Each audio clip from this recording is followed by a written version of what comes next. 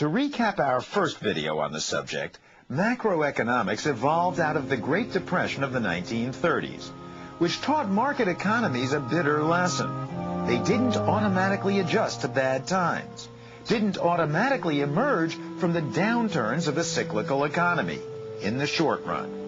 That is, they didn't necessarily adjust quickly enough to avoid widespread, fairly long-lasting economic misery.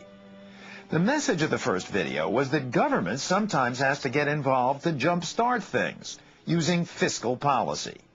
So when GDP, that is, the economy, begins to contract, the government starts spending more and/or taxing less to get the economy up and growing once again.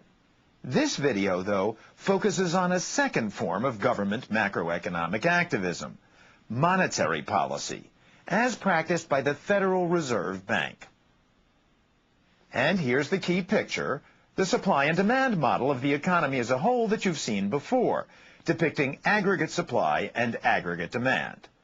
On the vertical axis, we have the price level of the economy as a whole, the average price of everything, weighted by how much of it is sold.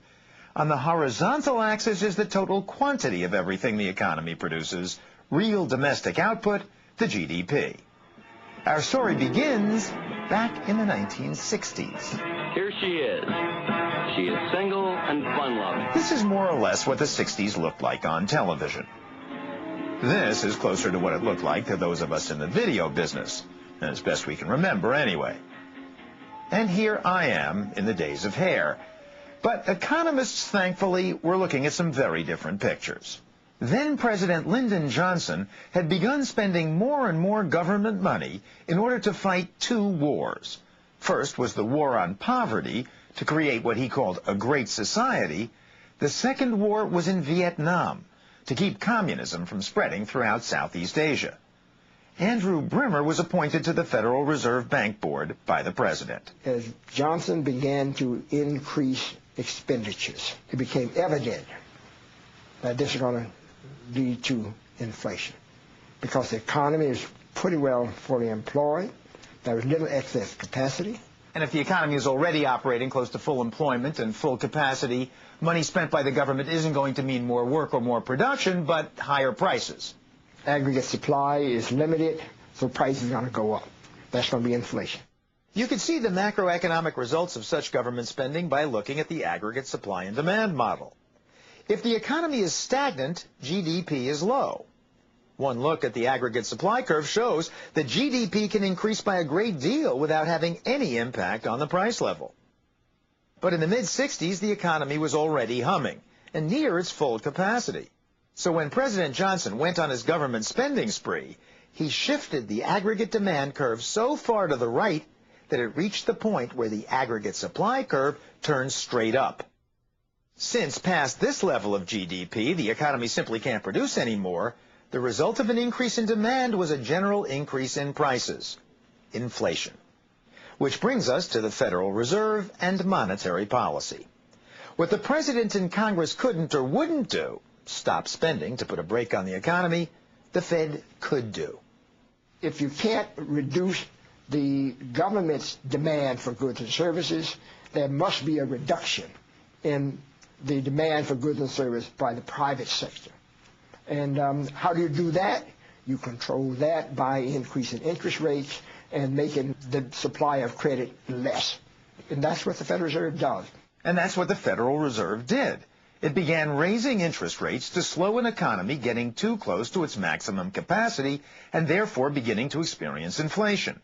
Interest rates reached an all-time high of 6% in 1969. At that point, the Fed began worrying about a recession and started lowering rates to spur growth. But when inflation persisted, the Fed was forced to raise again. A recession forced the Fed to lower rates in the mid-70s, but inflation was spurred by the rising price of foreign oil. So the Fed again reversed course and kept raising interest rates, except for 1 year, to a dizzying 14% by 1981. The Fed finally licked inflation all right, but at the cost of another recession. So the Fed started cutting rates again to get the economy going. It cut, and the economy grew pretty steadily, all the way through 1986, at which point you can guess what happened. The fear of overheating and inflation caused the Fed to raise rates in the late 80s, lower them when the economy stalled around 1990, and raise them and keep them there once the economy began shooting up. Only in the year 2000, when the high-tech boom collapsed and the economy sagged, did the Fed begin cutting rates once again, as it has, with a vengeance, right through the making of this video. All this raising and lowering is what's called fine-tuning, as the Fed fiddles with the money supply to keep the economy in between inflation and recession. The next question, though, is how does the Fed actually affect the economy's rate of interest? As the Fed's own cartoon was designed to illustrate, our central bank increases the amount of money circulating in the economy when it wants to lower interest rates, since when there's more of something, its price tends to go down. That's all a lower interest rate is, a lower price for money, which will make people willing and able to borrow more of it. The more they borrow, the more they tend to spend, boosting economic activity. But eventually, the theory goes, this will cause prices to rise dangerously. The fear of inflation then prompts the Fed to decrease the amount of money in circulation, which raises the cost of money. Same logic as before. If there's less of something, its price goes up. A higher interest rate discourages borrowing and slows the economy back down. Now, by money supply, we don't mean the actual cash circulating in the economy. Yes, the Fed is in charge of currency, but all the bills and coins in America add up to a mere 10% or so of the nation's money supply. Most of our money, of course, is in the form of deposits, in banks, mutual funds, and the like, and changes hands via check or credit card. Currency is for the small stuff. The decision to change the overall money supply and thus speed up or slow down the economy is made behind closed doors every 6 weeks at this room in the Federal Reserve Building in Washington. It's a highly secretive affair. What we mostly see of it is the Fed chairman, from 1987 to the present, Alan Greenspan, periodically and patiently explaining the Fed's overall view to Congress, without saying what the Fed is actually going to do. Clearly, the Federal Reserve will have to monitor carefully ongoing developments for indications of potential inflation or a strengthening in inflation expectations.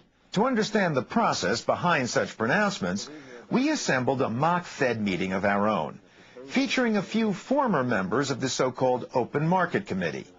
It started with the usual staff report delivered here by a former Fed staffer. Velocity of M2 and M3, the ratio of GDP to these monetary aggregates, seems to have risen.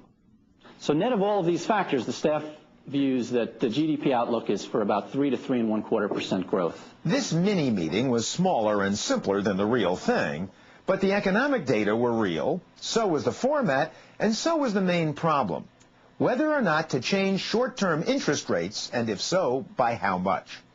Before we continue with the meeting, though, a technical question. How does the Fed actually control the money supply and thus interest rates? The Fed's most visible tool is the discount rate. That's the interest it charges banks for overnight loans.